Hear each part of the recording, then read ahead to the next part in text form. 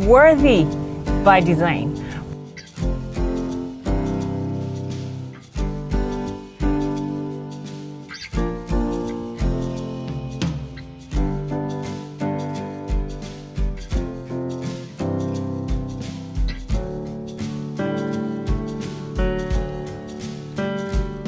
Hello there. It is such a delight that you joined us on today's edition of Worthy by Design, brought to you by Advent Cable Network Nigeria, ACNNTV.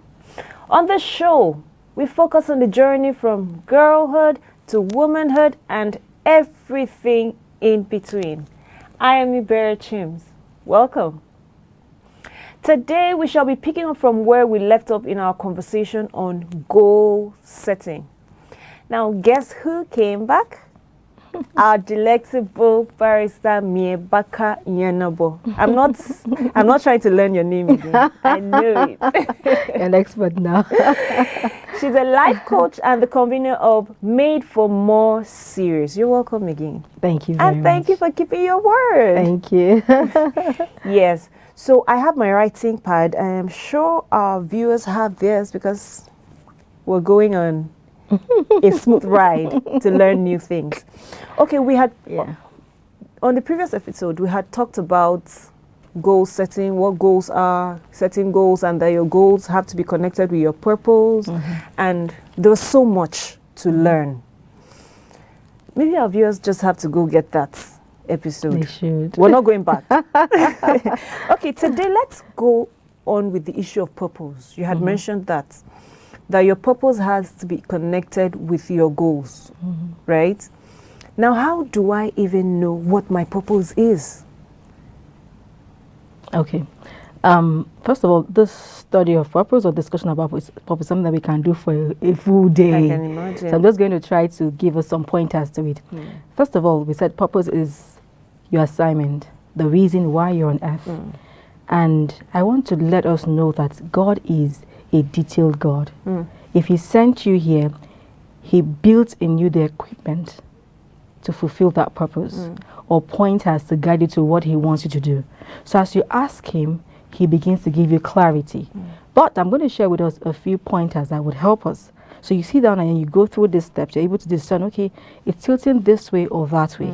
And before I go into, let me just say that purpose is also progressive. As you step in and begin to take steps, it opens up further. Okay. Right. So it's also a journey in its discovery of purpose. So you can't see everything clearly from the beginning. Yes. But as you begin to, discover this about myself, that about myself, and begin to explore in those areas, you begin to get further clarity.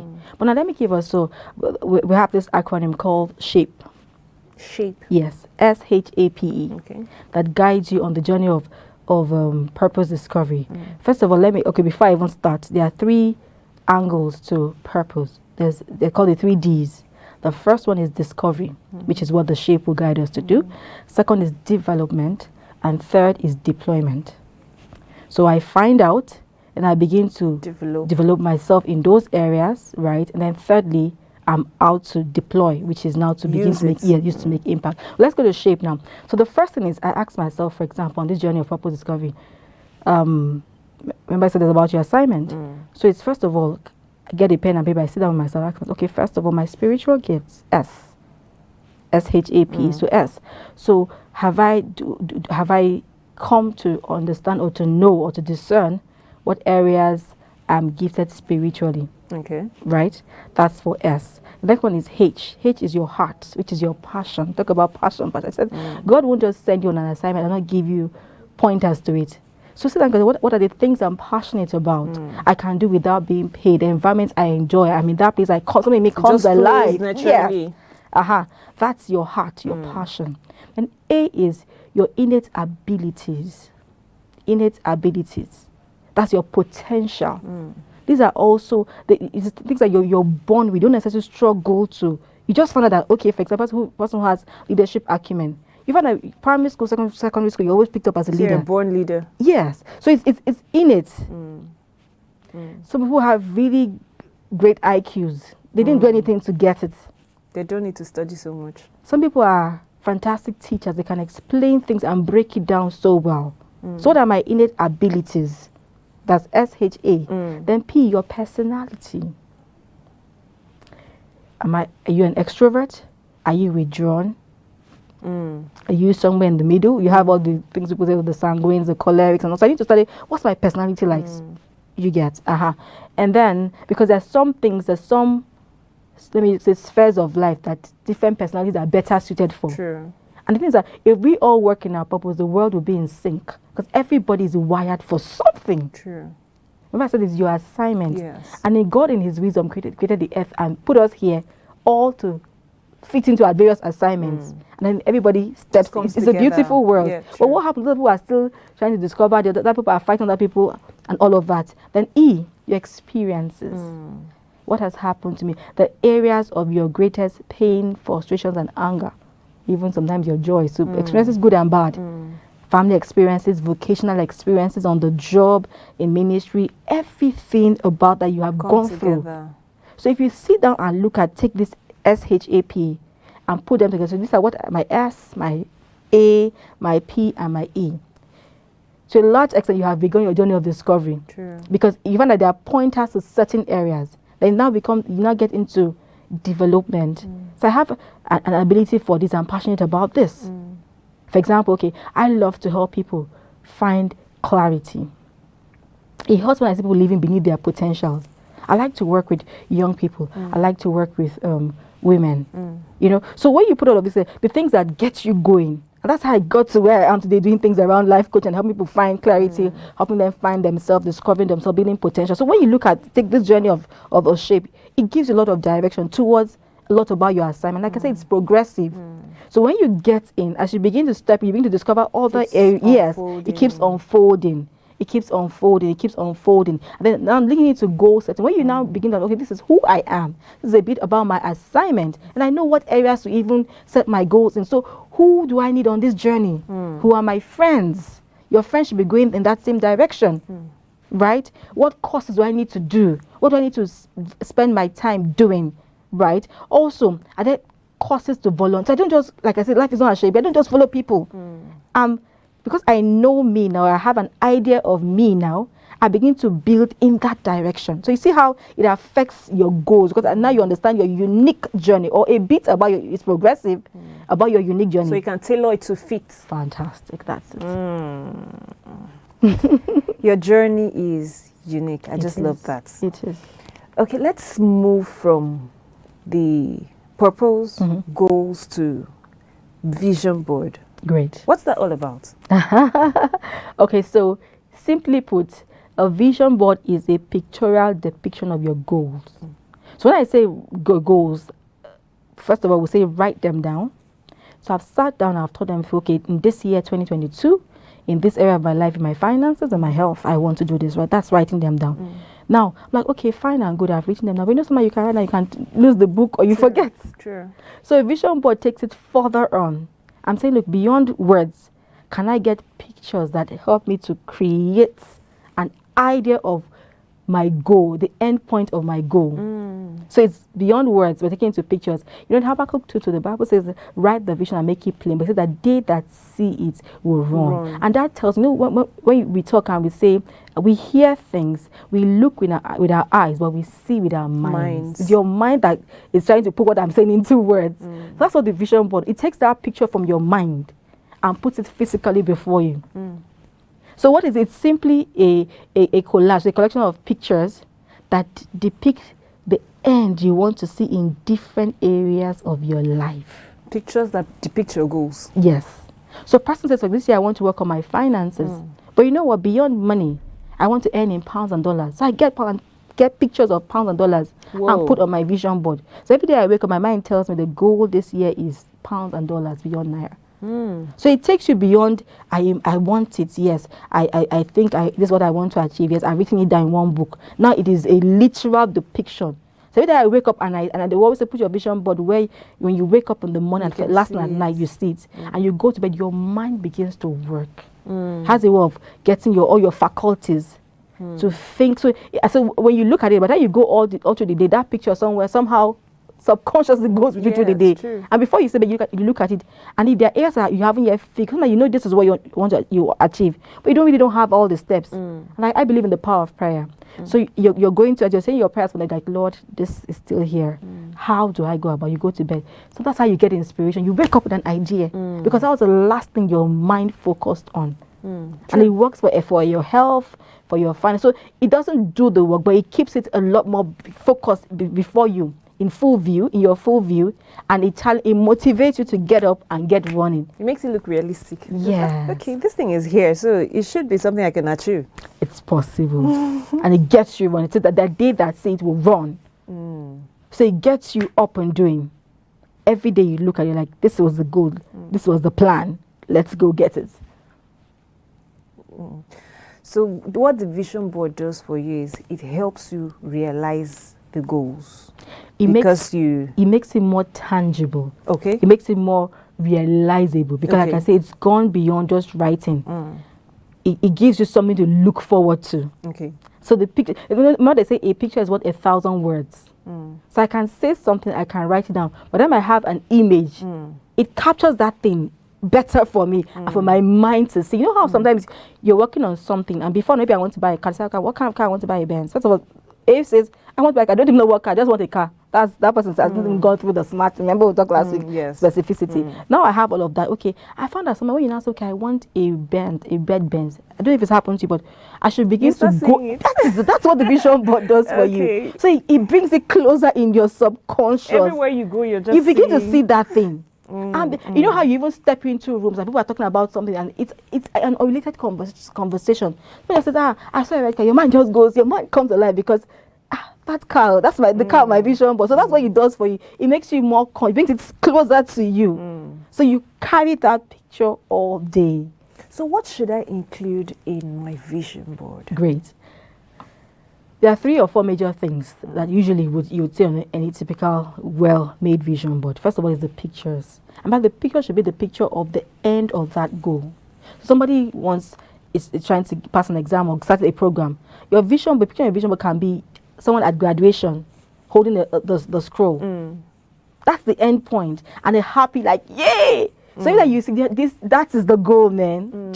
So pictures that, and I always say that even the picture should be personal to you. I might see your vision but not even understand it.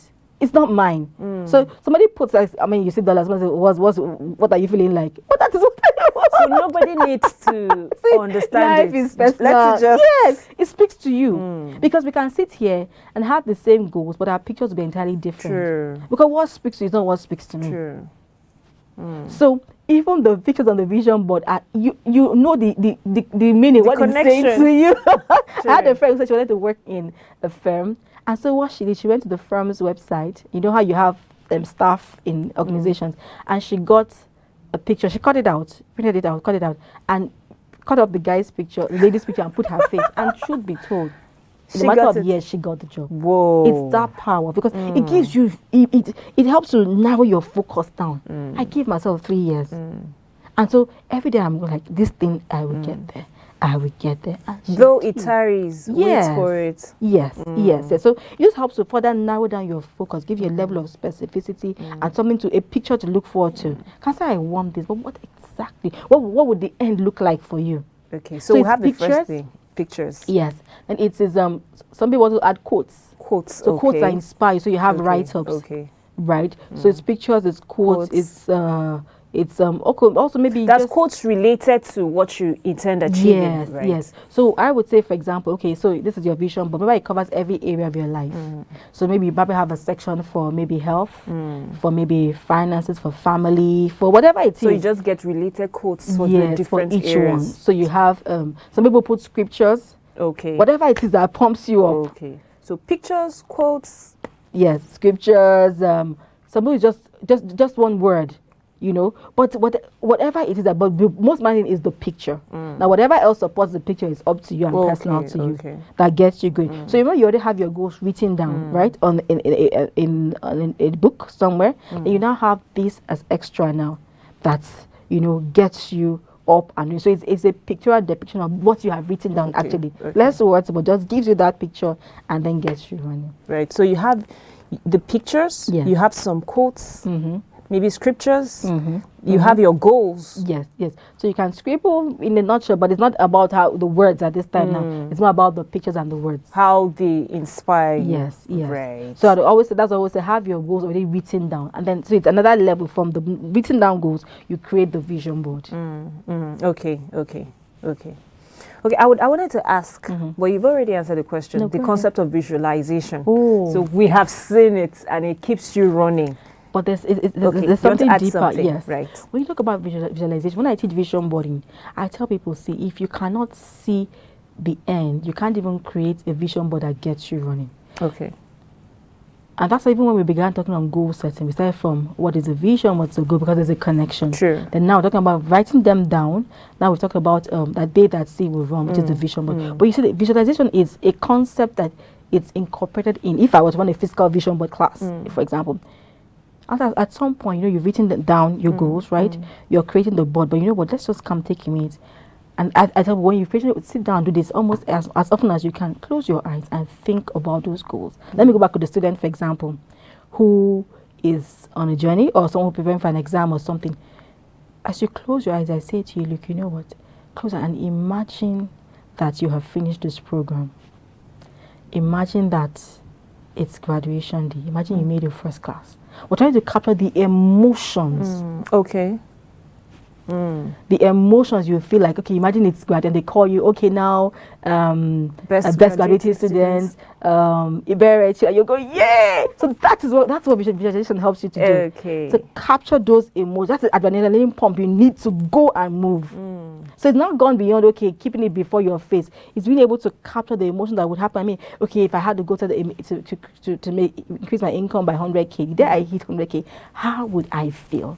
So when you wake up there and look at your vision board, you try to recreate. When you think you're losing steam, it's not, and recreate in your mind that emotion again. That is what gets you running. So you keep the vision in focus. Yes. The emotions. Yes, emotion. So it's gone. So I see and I feel. There has to be a connection. Seeing and feeling. And that's why I keep saying it has to be your goals, your dream, because you can't connect to what somebody else is telling you. You can't excite you that much. Yes. Right.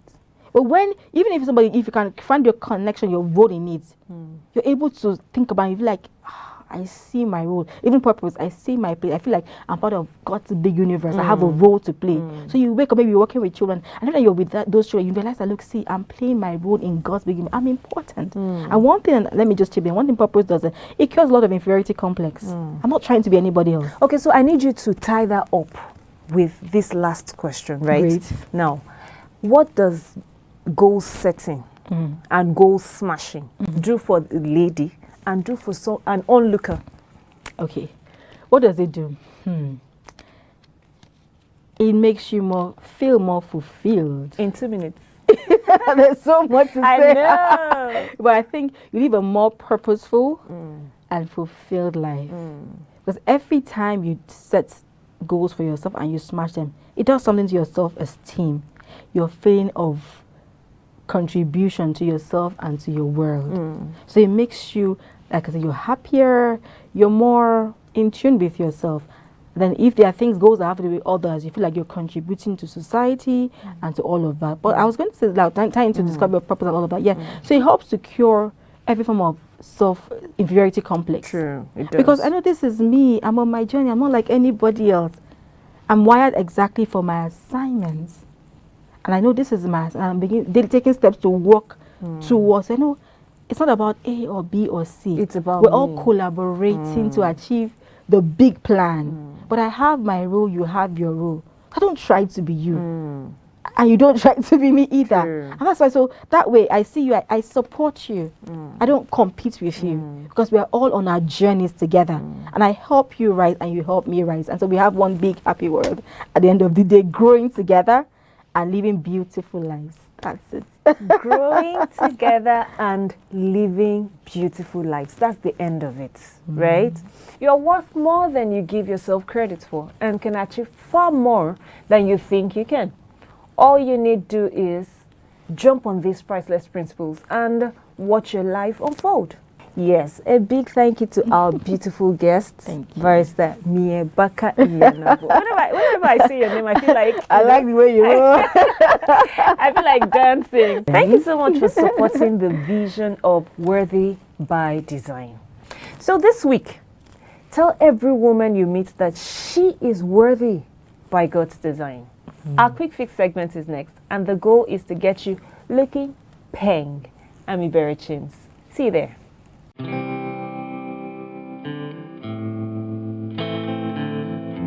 Hello there, we are here again on the quick fix segment.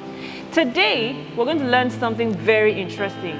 I know if you're like me, you would have had issues with tying double wrapper. That's what we're going to be learning. And we have in the studio a very beautiful guest. Her name is Udochi Abahia. So she's going to be teaching us how to tie double wrapper. So what do you have for us? I can see two wrappers here. Why do we have two?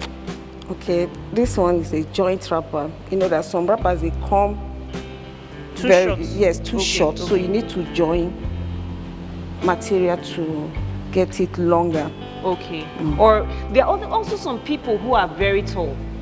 So when they have the normal length of wrapper, it's too short for them.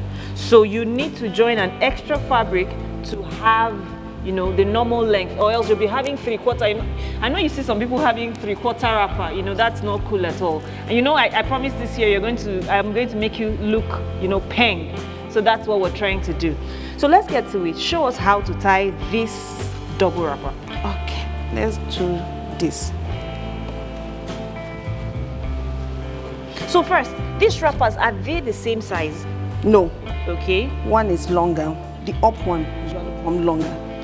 Then the down one is shorter. So I know wrappers come in 6 yards. Yes. So how do we cut it? When I buy a new wrapper, how do I cut it? Your tailor will cut it for you. You will tell the wrapper that you want to tie two wrapper. So the inner one is going to be a little bit smaller than the up one. Outer one. Yes. So that when you tie it, you can get the normal stand so you can walk freely. Okay. But if you tie this long one, covers your leg, and when you try to walk, move. yes. Okay. So when you're cutting your wrapper next time, the inner wrapper is shorter than the outer wrapper. That's the length is shorter than the outer yes. one. Right. So let's get to it. Show us how to tie.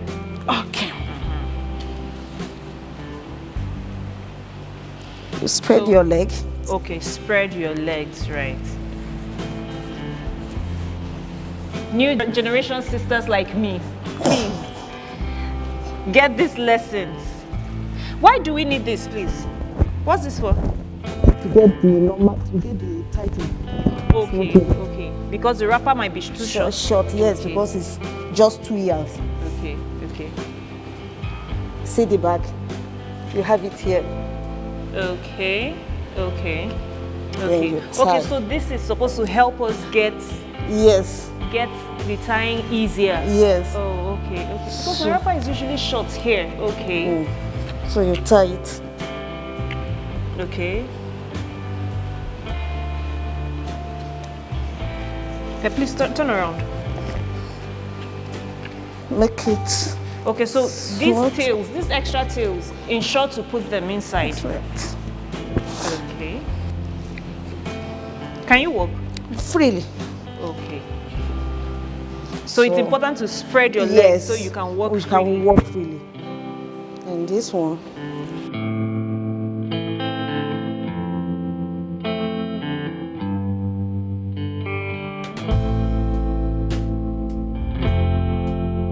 Okay.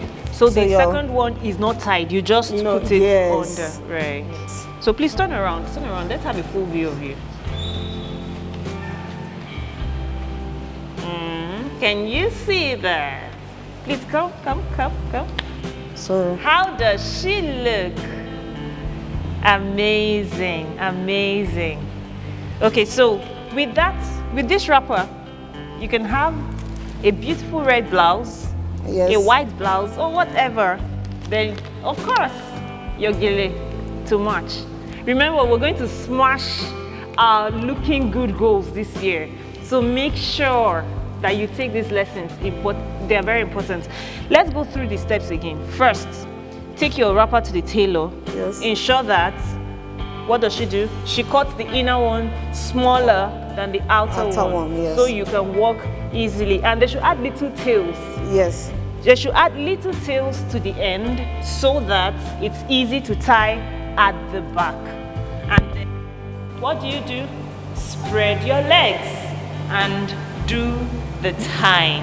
After that, you're good to go. Just step, step, step, and we're good. Okay, so that's all we have for you on today's segment of Quick Fix. Remember that you are worthy by design, so you must look good in this beautiful new year. Till we come your way again next time, remain worthy by design. See you.